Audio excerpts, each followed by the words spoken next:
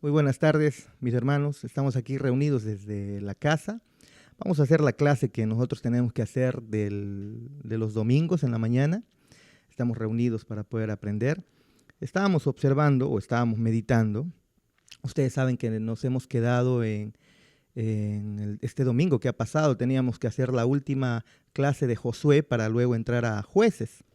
Pero lastimosamente tenemos este tema de la cuarentena, entonces lo que vamos a hacer es retroceder hacia la primera clase de Jueces o de Josué para que todos nosotros, los que no han estado viniendo al curso del Antiguo Testamento en la mañana, puedan unirse otra vez a nosotros, y los que ya hemos llevado, pues volver a recordar, ¿no es así? Hemos pasado un buen tiempo en todo el libro o en los libros del Pentateuco. Usted recordará que los libros del Pentateuco son, ¿cuántos, Joshua? 5. Muy bien, son 5 los libros. ¿Cuáles son, Yadá? ¿Te acuerdas?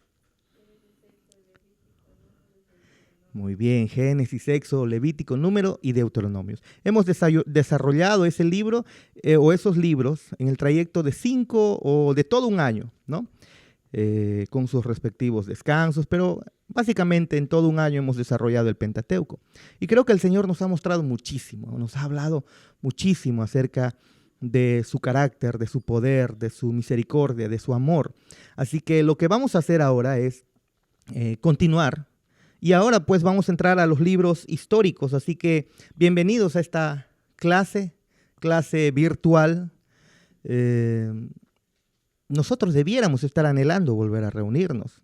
Debiéramos anhelar no solamente que se acabe la cuarentena, sino anhelar reunirnos como iglesia, porque justamente cuando nos reunimos es que somos la iglesia. Ahora nos estamos reuniendo en casa, estamos haciendo estas enseñanzas virtuales, y esperemos que todo este problema de salud pueda terminar. Muy bien, vamos a orar antes para poder iniciar, y esperando también que todos los demás puedan conectarse a esta clase, que queremos que sea todos los días. Entonces eso implica que vamos a terminar rápido entonces el Antiguo Testamento, ¿no? Para entrar luego al Nuevo Testamento. Así que vamos a orar, ¿sí? Amado Padre Celestial, te damos gracias una vez más por la oportunidad que nos das de reunirnos todos en nuestras casas ahora y seguir escuchando tu santa palabra.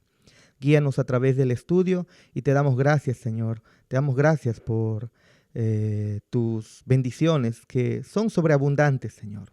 Y nosotros no podemos quejarnos, no podemos renegar de todo lo que está aconteciendo, porque como bien lo sabemos, tú estás bajo el dominio total de todo esto, Señor. Te damos gracias en el nombre de Jesús. Amén y amén. Muy bien. Entonces, vamos a entrar al libro de Josué y Jueces, que son libros ya que pertenecen ¿a dónde? Libros históricos. Muy bien, a los libros históricos. Aquí tenemos una audiencia, ¿no? Nos van a estar acompañando, nos van a estar ayudando, porque todos queremos aprender. Ok, entonces, pero antes de estudiar Josué y Jueces, nosotros tenemos que ver un poco el contexto, hasta en qué momento estamos. ¿En qué momento estamos? A ver, Yoshuita, ¿nos ayudas? Uno más, por favor. Uno más, por favor. Tenemos que ver el contexto histórico. ¿Hasta dónde o qué es lo que está ocurriendo hasta este momento, hasta antes de entrar al libro de Jueces y de Josué y de Jueces? Bueno, el libro de Jueces, todos sabemos que empieza, o el libro de Josué, perdonen, empieza cuando termina el libro de Deuteronomio. Muy bien, muy bien. Aváncenlo. No vamos a retroceder tanto hasta muy atrás, pero ustedes saben que el Señor llamó a un personaje muy necesario de estudiar, llamado Abraham. Ahí en Génesis 12 vemos que el Señor llamó a Abraham, y no lo llamó para algo tan sencillo. Dentro de su plan redentor, el Señor llamó a Abraham para que él cumpla sus propósitos. ¿No es así? Y de este personaje, Abraham, que nosotros tenemos aquí, nos estamos valiendo de imágenes, de dibujos, para que todos puedan, por favor, entenderlo. Pero de este personaje llamado Abraham, de Ur de los Caldeos, el Señor lo llama y le dice, y lo lleva hacia, lo manda o lo envía hacia Palestina, o lo llama para que él vaya hacia Palestina. En ese momento, pues se le conocía como Canaán. Más adelante Canaán se le conoce como la tierra prometida. Y entonces Abraham tiene edad muy avanzada. Abraham está casado con una mujer también de edad avanzada. Ambos son añosos, ¿no es así? Pero a pesar de eso, el Señor le dice a Abraham en Génesis 12 que de él, básicamente de él nacería un personaje, o de él nacería Jesucristo. No lo dice en ese momento de manera tan exacta, ¿no? Pero el Señor le llama, le dice, vamos a leer por favor en Josué o Génesis 12, versículo 1, dice, pero Jehová había dicho a Abraham, vete de tu tierra y de tu parentela y de la casa de tu padre a la tierra que te mostraré. Y haré de ti una nación grande y te bendeciré y engrandeceré tu nombre y serás de bendición y bendeciré a los que te bendijeren y a los que te maldijeren maldeciré y serán benditas en ti todas las familias de la tierra. Todas las familias de la tierra. Y entonces, y Abraham hizo así, él fue hacia Canaán y él pasó de Canaán incluso hasta Egipto, pero el Señor ya le había dado una promesa que lo iba a bendecir. Ahora, todos sabemos ahora que el Señor no estaba bendiciendo, o la promesa que le hizo a Abraham para bendecirlo, no era porque Abraham era buena persona o porque él quería demostrar que a sus hijos pues los va a tener ricos y todo eso, sino que el llamado que Dios hace a Abraham es justamente para cumplir los propósitos que Dios tenía, que era crear un pueblo y de ese pueblo nacer Jesucristo más adelante.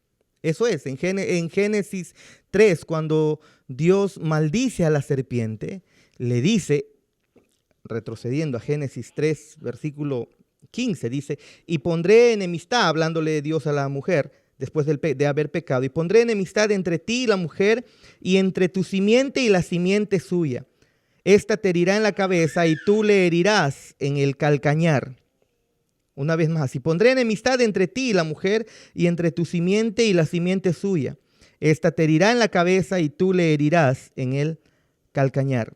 El Señor estaba diciendo, hey, tú, serpiente, que hiciste caer al ser humano, lo que va a suceder ahora es que de la simiente de la mujer, mejor dicho, un ser humano, nacería un ser humano en el futuro, quien te vencería totalmente. Eso es lo que Dios le está diciendo prácticamente a Satanás.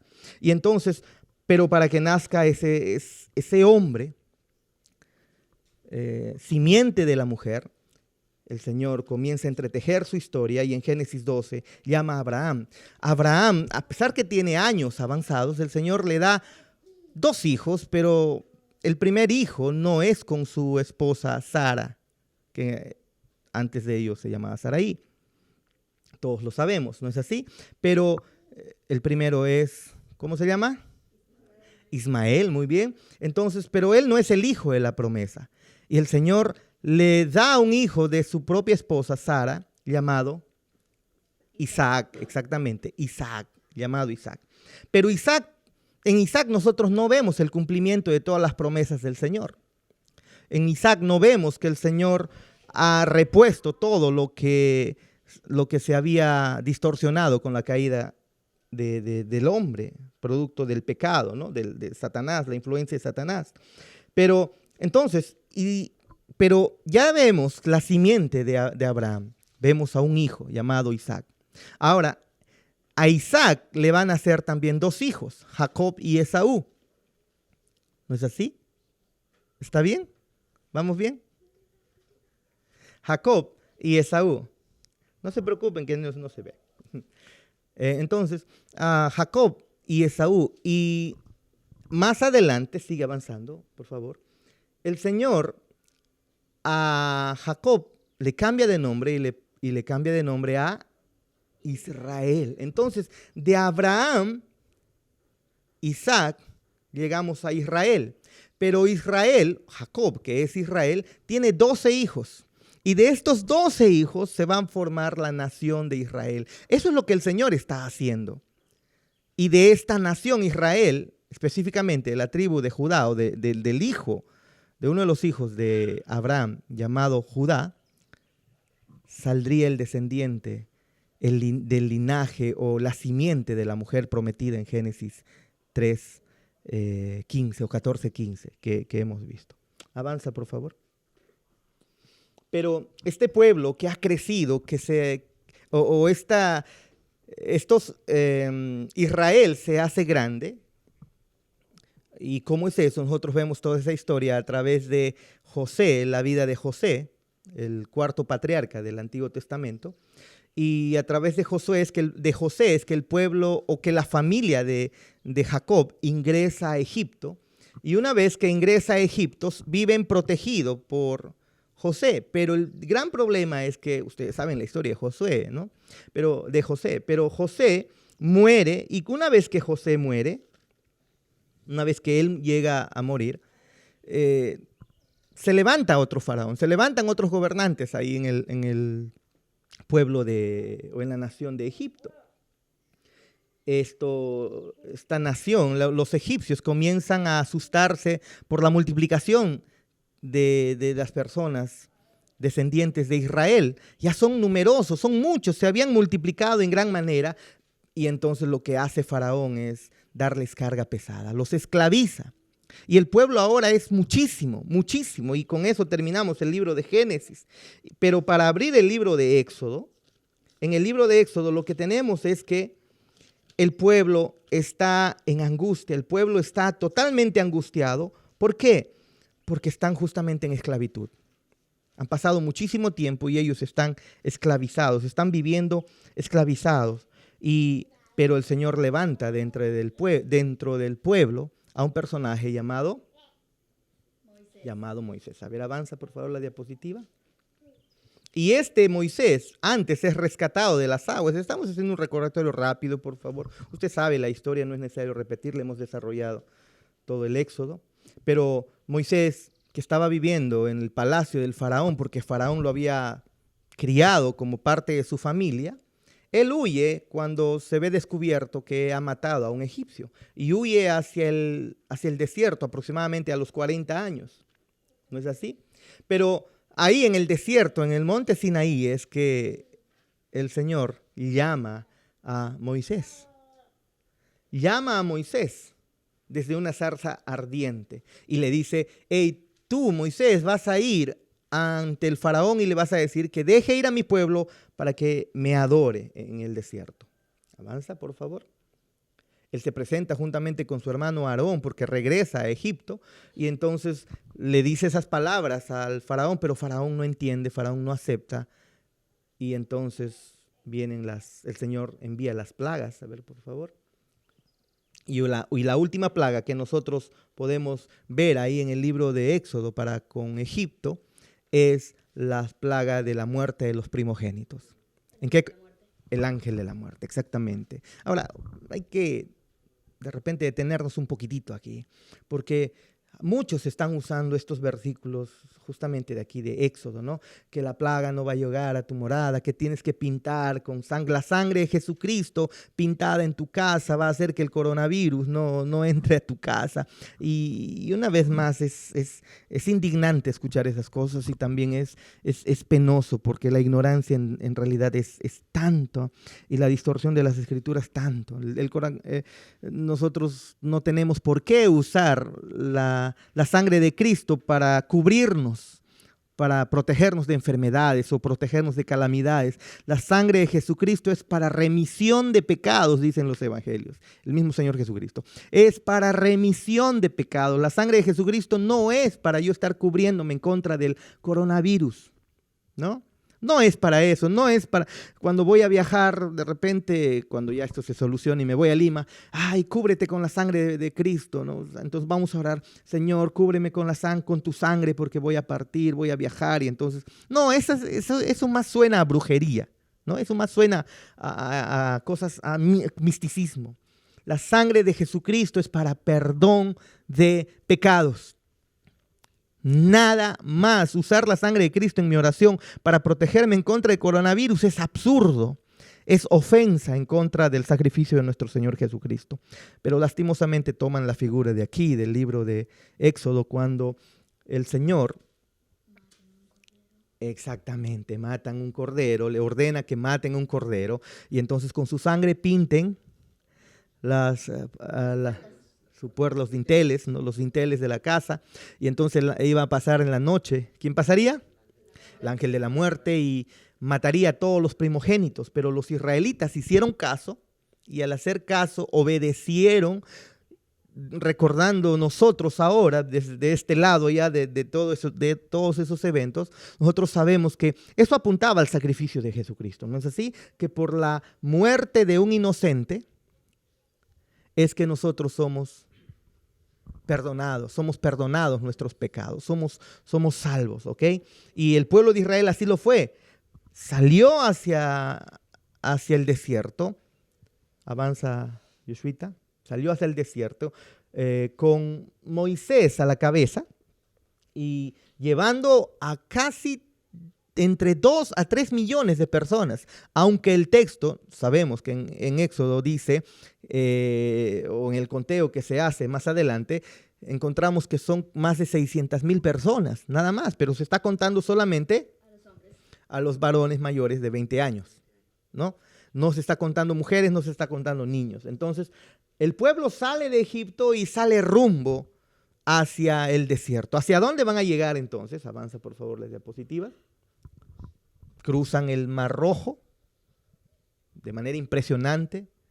Avanza. Ellos pasan en seco, pero el Señor impide que Faraón, arrepentido de haberlos soltado, de haberlos dejado ir, comienza a perseguirlos, pero al ellos intentar cruzar el Mar Rojo, pues son muertos, o el Señor los mata cuando hace volver las aguas. ¿No es así? Avanza. Y entonces el pueblo de Israel llega hacia el monte Sinaí. Todavía son un pueblo, pero aquí en este pueblo, en este monte, en el monte Sinaí es donde se van a constituir como nación. Aquí es donde se van a constituir básicamente como una nación. Aquí se les va a dar leyes, aquí se les va a instituir muy bien la religión, y entonces desde aquí ellos son básicamente una nación ahora. Pero una nación errante, porque todavía no están en la tierra prometida. Ellos tendrían que entrar a la tierra prometida. Esa era la promesa del Señor. Avanza, Yeshuita. Entonces, esto es el monte Sinaí. El Señor está reposando sobre el monte y desde ahí llama a Moisés para que le pueda dar entonces los 10 mandamientos. La ley de Dios, los 10 mandamientos. Estamos en Éxodo 20. Sigue avanzando, por favor. Y entonces el pueblo de Israel va a quedar en el monte Sinaí todavía un buen tiempo, porque ahí va a recibir instrucciones, va a recibir los mandamientos, en fin, ¿no? Avanza, Yushita. Pero también en el libro de Éxodo, el Señor ordena la construcción del tabernáculo. ¿Qué es el tabernáculo? Básicamente es una estructura como con pieles, y en el centro mismo estaba pues el tabernáculo en sí. Ahora, este lugar el Señor ordena que se construya para que aquí se puedan realizar los sacrificios de expiación, los sacrificios, los holocaustos, las oblaciones, las ofrendas se tenían que traer a este lugar. Pero como bien hemos visto, todo esto está apuntando a Jesucristo. Nosotros no tenemos que hacer absolutamente nada de esto, porque cuando Cristo vino eso se cumplió. Avanza, por favor. Pero cuando ellos ya salen del cuando ellos salen del monte Sinaí, en el monte Sinaí va a transcurrir todo el libro de Levítico también. Cuando ellos salen, el Señor envía en el libro de Números a 12 espías, ¿no? Bueno, no, en realidad el texto de Deuteronomio nos dice que el pueblo pidió que se envíen 12 espías. El pueblo pidió, porque ellos tenían que salir del monte Sinaí rumbo a la tierra prometida, que era Canaán, que estaba muy cerca, muy cerca. Pero lastimosamente, el pueblo con un corazón rebelde, incrédulo, pide al Señor o pide a Moisés que se envíe espías y el Señor accede. Y entonces le dice a Moisés, envía 12 espías de los principales del pueblo. Envían a 12 espías, entre ellos está Josué y Caleb. Y ahora ellos van, usted conoce la historia también, que Josué y Caleb al regresar dan un reporte positivo. Dicen, entremos, vamos a conquistar la tierra prometida porque el Señor está con nosotros, mientras que el pueblo de Israel, los otros 12 o 10 espías, ellos más bien lo que van a hacer es un informe negativo. No, no podemos, ahí hay gigantes, hay personas muy grandes. Exactamente, sí. Se comen hasta las mismas personas. Son grandes, son gigantes, dicen, ¿no? Son gigantes. Entonces, se comen entre ellos, dice Joshua. Entonces, el libro avanza, el libro sigue desarrollándose y me hizo perder Joshua. Y llegamos entonces a que el informe que dan estos personajes o estas personas es negativo y hace que el pueblo se desanime y no confíe en el Señor. Y como juicio, ¿qué es lo que sucede? Avanza Joshua. El Señor los castiga. Tendrían que estar 40 años en el desierto. Y en el desierto tendría que morir toda esa generación incrédula. Toda esa generación incrédula. Imagínense. 40 años en el desierto. Sigue avanzando, por favor. Pero al término ya del libro de Números, al entrar al libro de Deuteronomio, en la parte final, en el libro de Deuteronomio, el Señor da por segunda vez su ley al pueblo de Israel, porque ahora es un pueblo, este pueblo que va a entrar a la tierra prometida, que está ahora en el libro de Deuteronomio, es un pueblo que ha nacido en el desierto. No son los que han salido de Egipto. Y entonces no han escuchado la ley. Y Moisés, una vez más, les repite la ley. ¿Ok? Y les explica la ley. Pero ahí es donde el Señor también le dice a Moisés, tú no vas a entrar a la tierra prometida. Tú no lo vas a hacer. Tú vas a morir. Pero en tu cargo quedará Josué. Avanza, por favor. Este es el trayecto entonces que el pueblo hizo desde Egipto hacia la tierra prometida. En realidad es un trayecto corto. No tendría que durar 40 años. Duró 40 años por la incredulidad, por la rebeldía, por el corazón duro que tenía el pueblo de Israel. Avanza, por favor. Y entonces entramos al libro de Josué, porque Josué comienza justo donde termina Deuteronomio. En Deuteronomio están ahí, en las llanuras de Moab. Están acampando y desde ahí ya prácticamente se está viendo la tierra prometida. El Señor los va a hacer ingresar a la tierra prometida. Moisés muere y Josué toma a cargo. Y ahí es donde abre el libro de Josué. Vamos a leer la primera parte de Josué, por favor. Josué capítulo 1.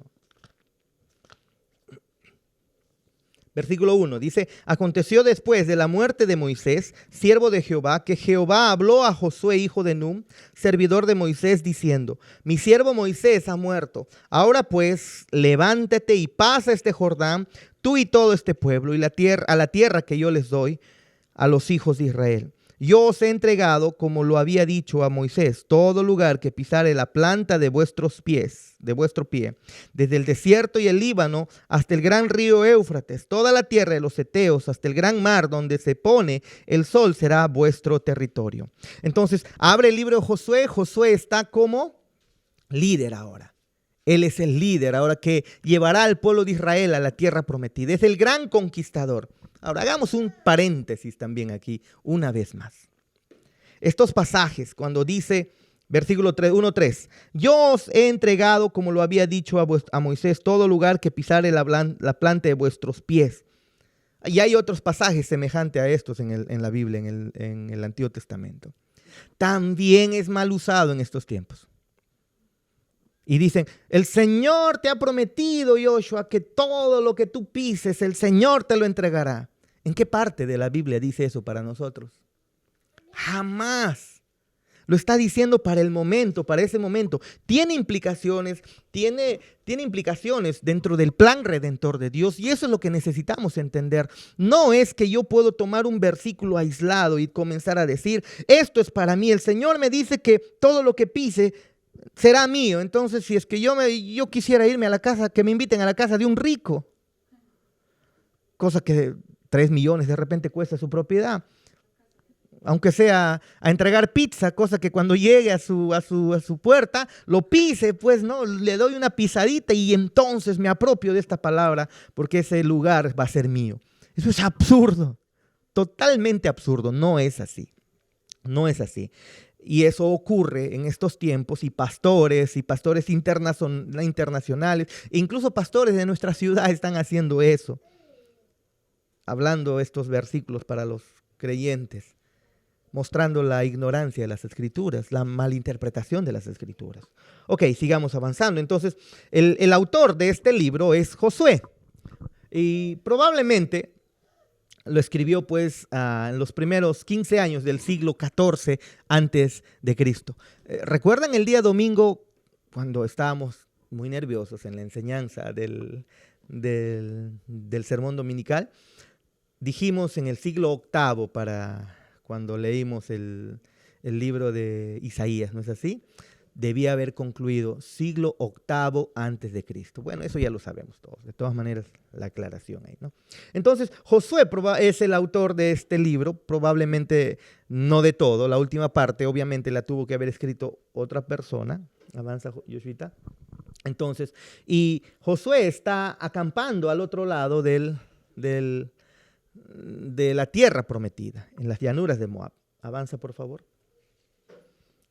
Nos vamos a valer de algunas imágenes, sí, por favor, aunque no es necesariamente así. El río Jordán no es de ese tamaño, es pequeño, como ya lo hemos visto en las primeras clases de Génesis, antes de entrar al Génesis. Pero ahí está Josué y está con todo el pueblo, y al frente está la primera ciudad, llamada Jericó. Avanza, por favor. Y ellos están acampando y están ahí donde nosotros vemos el punto rojo en el mapa, al frente de Jericó. Avanza, Yoshuita, por favor. Vamos a conocer un poquito más la geografía, recordando la geografía de esta región. Y vemos aquí en relieve, una vez más, la parte en azul que tenemos aquí es el Mar Muerto, como ya lo hemos visto anteriormente. La parte en azul de arriba es el lago de Galilea. Aquí a la parte baja tenemos el Mar Mediterráneo. Y entonces ellos venían desde Egipto, desde el desierto, después del monte Sinaí, y caminaron y llegaron por aquí, por las montañas, por las llanuras de Moab. ¿Ok? Y de ahí ellos tenían que cruzar el Mar Rojo, el río Jordán, y entrar a la primera ciudad llamada Jericó y tomarla y conquistarla. Avanza, Joshua.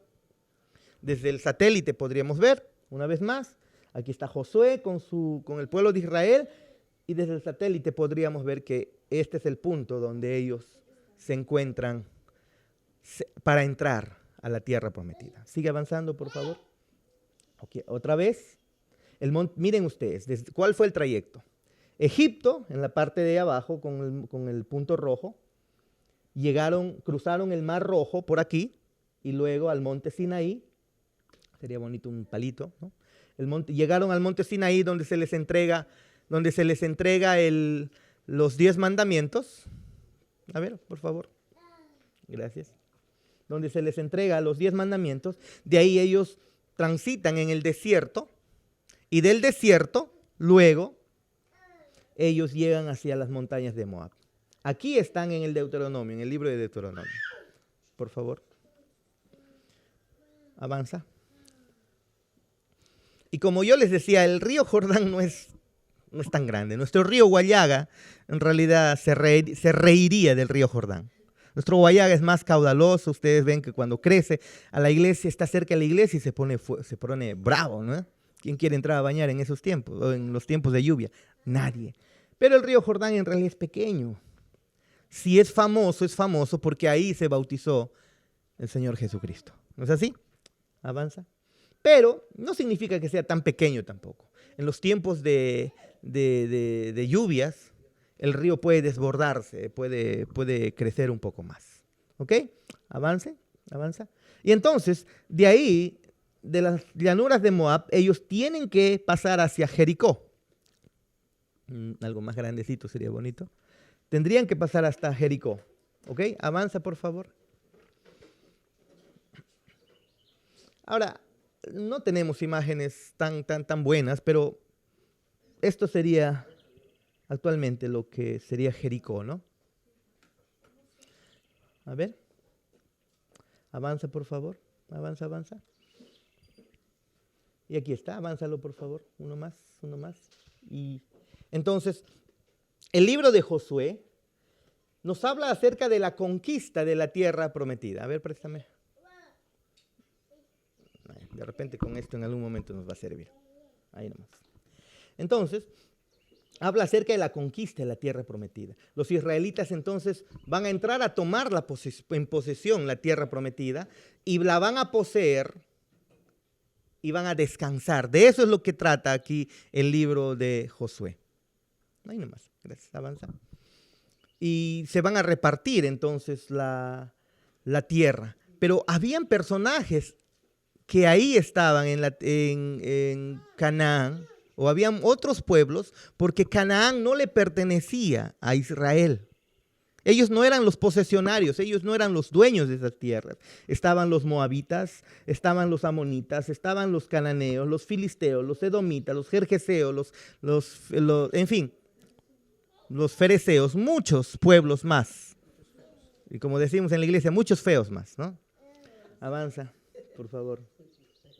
¿Habrá alguien aquí de uno de esos pueblos? Todos, dice, todos. Qué humildes son, ¿no? Qué humildes son. Y bueno, el libro entonces de Josué trata acerca de tomar la posesión de la tierra prometida, conquistarla, poseerla y descansar. Pero el libro de Jueces, en cambio, trata acerca de mantener la tierra prometida. Porque ellos ahora, terminando el libro de Josué, están descansando de guerras, pero al entrar al libro de Jueces, producto de abandonar al Señor, una vez más ellos van a tener que luchar por la tierra, porque los otros pueblos se van a levantar, ¿no es así? Entonces, ¿qué pueblos habían? A ver, no sé si va a servir esto. Aquí, no, ojalá nos pueda servir. Entonces tenemos los madianitas, los amonitas, los moabitas, los filisteos, los cananeos y etcétera, ¿no es así? Y estos pueblos le van a hacer frente todavía al pueblo de Israel, porque lastimosamente ellos no han sido expulsados en su totalidad en el libro de Jueces. Avanza, por favor. Y entonces el libro de Jueces, los acontecimientos que se ven narrados ahí en el libro de Jueces, van a durar un periodo de 350 años aproximadamente, ¿no? Desde la llegada de Josué, o desde que muere Josué hasta Samuel, ¿no? Avanza, por favor. Entonces, muy bien, comencemos ahora previsualizando algunos de los temas principales en estos dos libros que tenemos, por favor. Enfoquémonos, por favor, en eso. Y saben, Josué lo que hace, el libro de Josué lo que hace es enfocarse en tomar la tierra prometida. De eso es lo que trata, en eso se enfoca. ¿Y para qué? Para que el pueblo de Dios pueda descansar. De eso es lo que se trata. El libro de Josué entonces trata o se enfoca en cómo tomar la tierra prometida y así el pueblo de Dios pueda descansar, porque la idea del descanso es fundamental dentro del plan de redención de nuestro Dios. Sigue, por favor. Pero el libro de Jueces se enfoca más bien en cómo mantener la tierra prometida para seguir descansando. En el libro de Josué, retrocede uno, por favor. En el libro de Josué lo que vemos es que van a tomar la tierra prometida para descansar. En el libro de Jueces, ellos ya tienen la tierra prometida, solo que la tienen que mantener. ¿Por qué? Porque hay pueblos que están amenazando. ¿Cómo mantener? Y estrechamente relacionado a este tema está la idea del descanso, ¿no es así? Descansar es el objetivo para el pueblo de Dios. El descanso es el objetivo para el pueblo de Dios y el Señor nos lo deja, de a poco nos lo deja registrado en su palabra. Entonces, los enemigos del pueblo de Israel, ¿no? En el libro de Josué no están permitiendo ese descanso y el Señor va a tener que levantar jueces para que pueda llevarlos a la victoria y derrotar a esos pueblos. Entonces, el libro de Josué, nosotros vamos a observar que termina positivamente con los enemigos de Dios puestos a raya y el pueblo de Dios disfrutando de la comunión con Dios. Pero, lastimosamente, avance por favor, el libro de Jueces, sin embargo, es casi lo opuesto. El pueblo de Dios comienza descansando, pero eso cambia de manera rápida. Avanza por favor. Entonces, ambos libros, Josué y Jueces, también tratan acerca de la confianza y es lo que vamos a ver ahora. Avanza por favor. En Josué el pueblo debe confiar en Josué, quien es el líder, el Salvador. Si quieren ellos tomar la tierra prometida, si ellos quieren disfrutar del descanso que hay en ella, ellos deben confiar en su líder llamado Josué. En cambio, en Jueces se va a ver evidente que el pueblo de Dios lo que hace es necesita confiar en un Salvador. Y si quieren mantener lo que Dios les ha dado, ellos tienen que confiar en un Salvador. ¿Y quién sería ese Salvador? Pues los jueces que el Señor está levantando. Todo esto apuntando hacia nuestro Señor Jesucristo, ¿no? Entonces en Josué vemos que el pueblo necesita confianza en un Salvador fiel para poder guiar al pueblo de Dios a la tierra y al descanso. En cambio, en Jueces se ve la necesidad de un Salvador perfecto para mantener ¿qué cosa? Para mantener la tierra y para mantener el descanso. Por favor, avance. Entonces, ahora tenemos que ver cuáles son algunos de los paralelismos que existen entre lo que enfrentaba el pueblo de Israel durante estos primeros años, cuáles son, y aquí en la tierra prometida, y lo que ahora nosotros enfrentamos como cristianos en nuestras vidas. Hay paralelismos que es necesario observar y nosotros no podemos usar el libro de Josué, el libro de Jueces y en realidad todos los libros históricos y el Antiguo Testamento como versículos aislados para decir que el Señor me está hablando con esos versículos a mí. El Señor nos está hablando pero de su plan de redención. Yo debo sí observar cuáles son los paralelismos que se aplican ahora para mi vida. Avance. Entonces entremos al libro de Josué. ¿Cuánto tiempo ya estamos? Muy bien. Más de media hora, ok. Entremos al libro de Josué.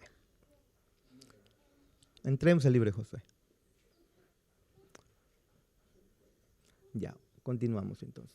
Hay divisiones del libro de Josué. Hay 4 secciones cronológicas. Vamos a terminar dentro de poco, así que por favor, no se nos duerman. No se nos duerman.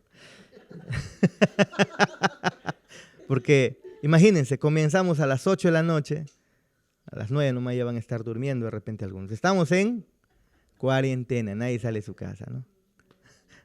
Solo mi esposa duerme a las 6, 7 de la noche. Entonces, bueno, las divisiones del libro de Josué. Vamos a encontrar 4 divisiones o 4 secciones cronológicas en el libro de Josué, que están bien marcadas en el libro. De Josué a 1:5, ellos van a entrar a la tierra prometida. El pueblo de Dios va a entrar a la tierra prometida. Y entonces los israelitas ahí están en el capítulo 1, están confiando en Dios ahí en las llanuras de Moab. Y ahora deben depender de Dios para espiar la tierra en el capítulo 2 y luego finalmente cruzan el Jordán y así sucesivamente. En la segunda parte de Josué del 6 al 12, ellos van a tomar ahora la tierra prometida. De Jueces del 13 al 21, ellos van a distribuir la tierra prometida. Y de Josué 22 al 24, ellos van a lograr el descanso que se les había prometido. ¿Ok? Y la oración temática que nosotros tenemos aquí en el libro de Josué es la siguiente: confianza en Dios o confianza en un Salvador para guiar al pueblo de Dios a la tierra y al descanso. ¿Ok? Confianza en un Salvador fiel para guiar al pueblo de Dios a la tierra y al descanso. Muy bien, avance por favor. Desarrollemos eso. De aquí, de esta oración temática, nosotros podemos entonces, o de aquí pueden fluir o fluyen 4 ideas muy importantes en las cuales nos tenemos que enfocar. Número 1, confiando como pueblo de Dios. Josué 1:15 o 1:5 dice: nadie te podrá hacer frente en todos los días de tu vida. Como estuve con Moisés, estaré contigo, no te dejaré ni desampararé. Otra vez, recuerden, este pasaje es para Josué, para ese momento. No significa que cuando cumpla años Yadá, yo le digo: Yadá, este versículo es para ti, el Señor me ha dicho. Nadie te podrá hacer frente en todos los días de tu vida. Como estuve con Moisés, estaré contigo, no te dejaré ni desampararé. ¿Para quién es ese texto? Para Josué, exactamente, es para Josué. Es para Josué. ¿Por qué? Porque de la misma manera como Dios estuvo con Moisés, se va a ver evidenciado que la presencia de Dios estaría con Josué. Vemos milagros semejantes. Se abre el Mar Rojo y luego con Josué se abre el río Jordán. Uno podría decir, entonces más poder tiene y más fe tiene Moisés, porque Josué solamente abrió un rito. No tiene nada que ver cuál es más grande o lo que sea. Aquí lo que tiene que ver es que Dios está con ellos y punto. Nada más. Entonces el pueblo está a las afueras de la tierra prometida y el llamado a ser fuertes y a ser valientes es bien claro. Ahora, esto tampoco por ningún modo es autoconfianza. Es más bien la confianza en que el Dios mismo que estuvo con Moisés, ese mismo Dios estará con su pueblo prometido nuevamente. ¿Ok? De eso es. Y esa idea entonces de confiar se ve más adelante o se destaca cuando ellos son circuncidados en el capítulo 5 para diferenciarlos de otras naciones, de las otras naciones que no tenían esta práctica de la circuncisión. Y ahora eso se va a reiterar en el capítulo 8 cuando se renueva el pacto con Dios. Ahora, el pueblo, pero no era merecedor de este derecho. Ellos no eran merecedores absolutamente de nada. De hecho, estos acontecimientos que vemos ocurren antes de haberse disputado una sola batalla. El Señor le está diciendo a Josué: estaré contigo como Moisés y no te dejaré, no te desampararé todos los días de tu vida. Pero aquí todavía ellos no han ganado nada. No han ganado ninguna batalla. Y eso nos recuerda que el estatus como pueblo de Dios que se les da, en realidad es por gracia. Si ellos son llamados a ser pueblo de Dios, eso es la gracia y la misericordia de Dios. No porque ellos sean mejores. Y lo mismo se aplica para con nosotros. Si el Señor nos llama y nos salva no porque seamos mejores que nadie. En la iglesia hay ex ladrones, ex mentirosos, ex corruptos, ex fornicarios. En fin, hay de todo. Incluso muchos de esos pecados todavía están siendo quitados dentro del pueblo, ¿no es así? Ahora, nosotros estamos en esa misma posición como cristianos, como pueblo de Dios. Somos sus hijos, no porque hayamos hecho algo, ni tampoco porque lo merecemos. ¿No es así? Avanza, por favor. Ya te nos atrasaste. Avanza más. No somos merecedores de nada, ¿no? Avanza, por favor. Pero tenemos nosotros la seguridad de que entraremos a la tierra que Él nos ha prometido, que es el cielo, por gracia, por misericordia. ¿Amén? ¿Amén? Número dos. Vemos que al pueblo se le llama a confiar en Dios como su fiel Salvador. Josué 1:8 dice lo siguiente: nunca te abandonaré o nunca se apartará de tu boca este libro de la ley, sino que de día y de noche meditarás en él para que guardes y hagas conforme a todo lo que en él está escrito, porque entonces harás prosperar tu camino y todo saldrá, ¿qué dice? Y todo saldrá bien. Wow, esto es interesante. El Señor le dice a Josué que entonces estaría con él. Ellos son el pueblo de Dios, pero Josué ahora los va a guiar a la tierra prometida y ellos deben meditar en la palabra de Dios de día y de noche y hacer de la palabra de Dios o cumplir la palabra de Dios. ¿No es así? Todo lo que en ella está escrito. Y por esa razón el pueblo de Dios debe confiar en él y ellos lo hacen. Ellos lo hacen. Así como Josué confía en el Señor, entonces ahora el pueblo debe confiar en Josué para introducirlos a la tierra prometida. Miren ustedes, avanza por favor, versículos 16 y 17 del mismo capítulo 1. Entonces respondieron a Josué diciendo: nosotros haremos todas las cosas que nos has mandado e iremos a donde quiera que nos mandes. De la manera que obedecimos a Moisés en todas las cosas, así te obedeceremos a ti, solamente que Jehová tu Dios esté contigo como estuvo con Moisés. Entonces, y así porque Josué y los israelitas ahora confiaron y obedecieron, Josué fue capaz de introducirlos a la tierra prometida. Y ellos van a entrar a tomar posesión.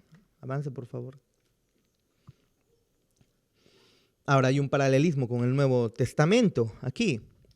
Porque Josué, al igual que Moisés, prefigura la venida del supremo y fiel Salvador, quien es Jesucristo. ¿No es así? Jesucristo obedece perfectamente la ley de Dios, así que Él es quien nos va a llevar a los cielos, a la tierra prometida, al Canaán celestial, a los nuevos cielos, a la nueva tierra, si nosotros le obedecemos. Ese es el paralelismo que nosotros podemos encontrar. Avanza, por favor. Avanza, por favor.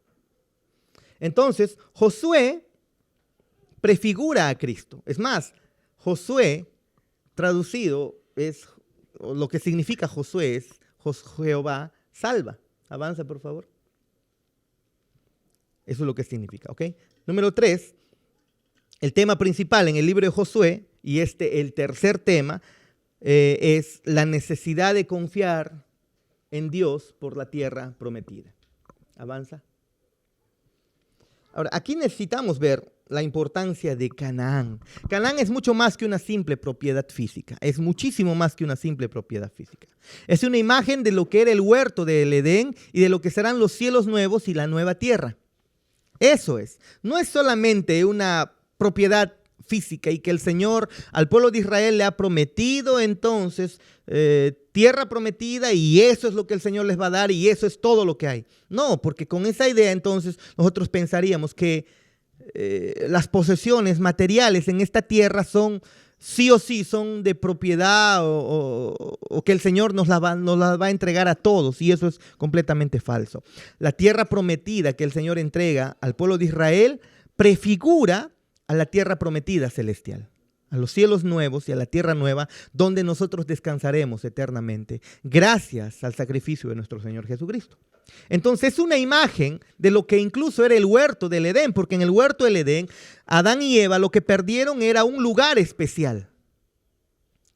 Perdieron un lugar especial.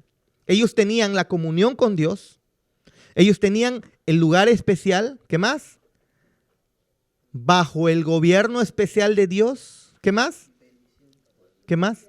Eran el pueblo, de ellos tendría que nacer el pueblo especial de Dios y serían bendición para todo, bendición especial para toda la tierra. Y entonces ahora el Señor llama a Abraham y de él forma un pueblo, ¿para qué? Para prefigurar lo que será en la eternidad.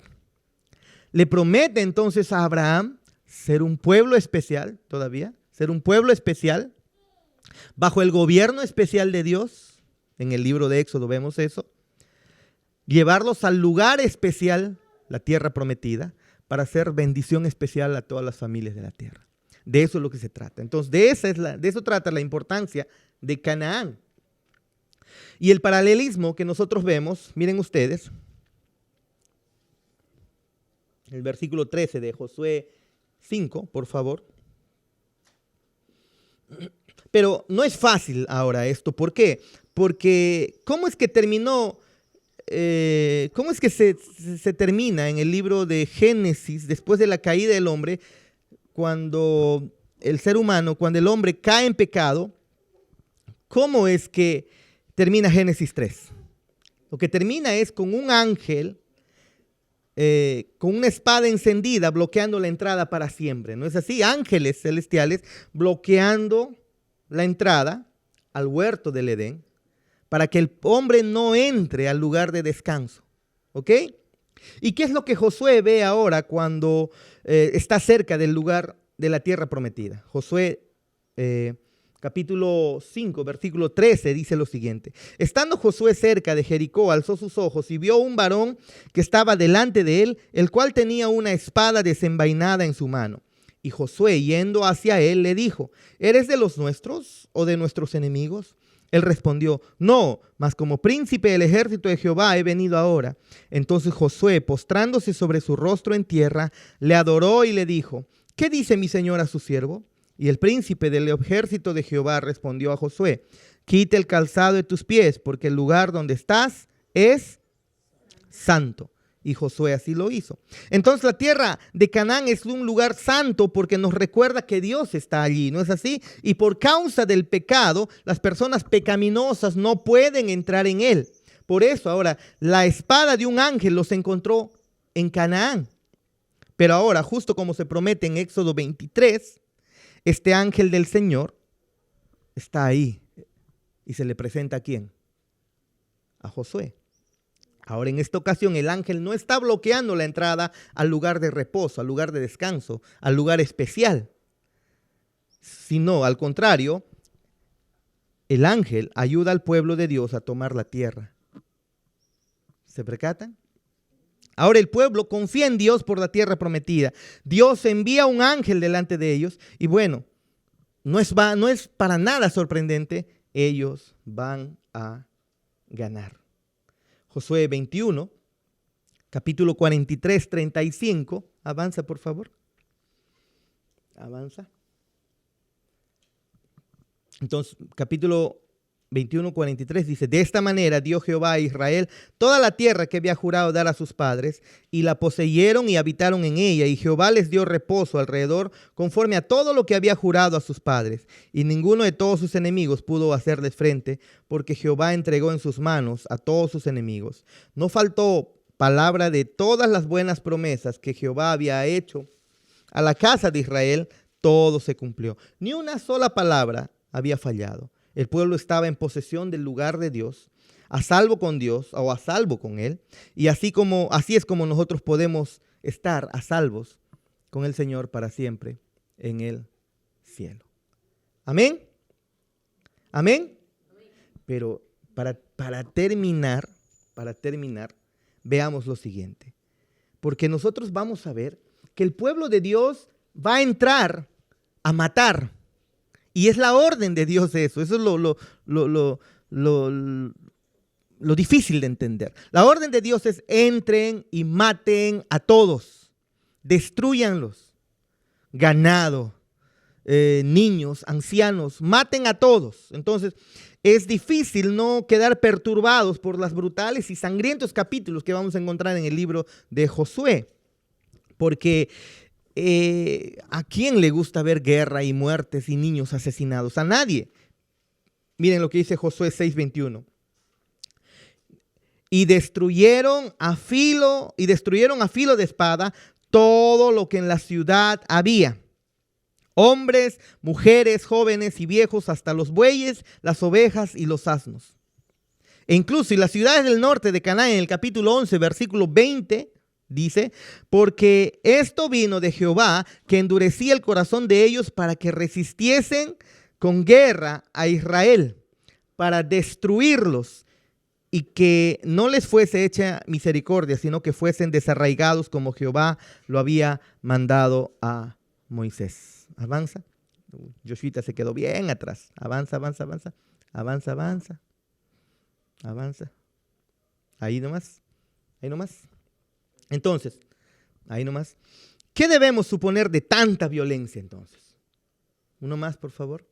Uno más. Es increíble estos versículos. Leamos otra vez. Porque esto vino de Jehová, que endurecía el corazón de ellos para que resistiesen con guerra a Israel, para destruirlos y que no les fuese hecha misericordia, sino que fuesen desarraigados como Jehová lo había mandado a Moisés. El pueblo entró y mató, pero fue la orden de Dios. Es más, la Biblia dice, la palabra de Dios dice que Dios es el que endurecía el corazón de estos pueblos para que ellos se opongan, hagan resistencia. Eso es extraño. Avanza, por favor. ¿Cómo explicamos entonces esto? Avanza, por favor. ¿Cómo vamos a explicar? Número 1. Dios no está aprobando la guerra santa aquí, ni está diciéndoles a los cristianos que deben participar en las cruzadas, por ejemplo, del Medio Oriente. No, no está haciendo eso. Número 2. Más bien aquí la campaña militar que Josué emprende debe entenderse como un acontecimiento único que fue ordenado por Dios en un momento específico de la historia redentora, porque esto tiene que ver con la historia redentora. Para aquellos que dicen, este versículo es para mí, lo que dice para Josué, ¿no? Estaré contigo. Muy bien. A Josué también se le ordenó que entre y mate el lugar donde pisa la planta de sus pies. Tenían que entrar y matar, porque eso no leen en estos tiempos. Solamente leen lo que les agrada. Avanza. ¿Y qué pueblos estaban aquí? Porque necesitamos entender. Aquí estaban los cananeos. En el tiempo de Josué, la tierra física era considerada santa. Por tanto, era para el pueblo santo de Dios, o este pueblo era santo para Dios, ¿no es así? Y este pueblo debía ser justo, amoroso y bueno, pero los cananeos no eran así.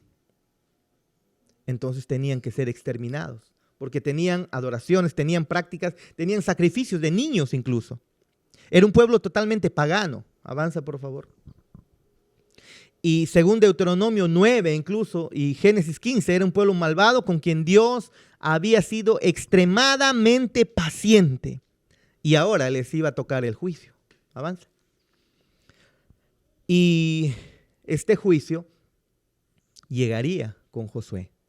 Ahora, ¿a qué hace referencia esto? El que ellos entren sanguinariamente y maten a estos pueblos paganos indica en el futuro que vendría nuestro conquistador, el Salvador, Jesucristo. Va a venir por segunda vez y va a ejecutar venganza. Para todo aquel que no está en Cristo, ¿qué es lo que va a suceder? Lo que se ve anunciado en el libro de Josué. Josué entra y mata a estos pueblos. Los mata, los extermina a filo de espada. ¿Qué es lo que va a hacer Cristo en su segunda venida? A juzgar también. A eso apunta. ¿No es así? Así que el pueblo de Dios o la tierra física pierde su importancia una vez que Cristo llega. Ahora no es que sea la tierra santa, porque ahora en realidad pues no es como en el Antiguo Testamento, ¿no? Actualmente el pueblo de Dios no es un pueblo étnico, nacional, está conformado por personas de todas partes del mundo con una sola ciudadanía y es la ciudadanía celestial. ¿Amén? ¿Amén? Nos vamos a quedar ahí, el día de mañana continuaremos. El día de mañana continuaremos y hemos aprendido entonces que el pueblo de Israel está avanzando para tomar posesión de la tierra prometida. Y lo que estamos observando aquí en estos versículos que hemos leído, hasta donde hemos avanzado, es que el plan redentor de Dios avanza, continúa. Así que iglesia, por favor,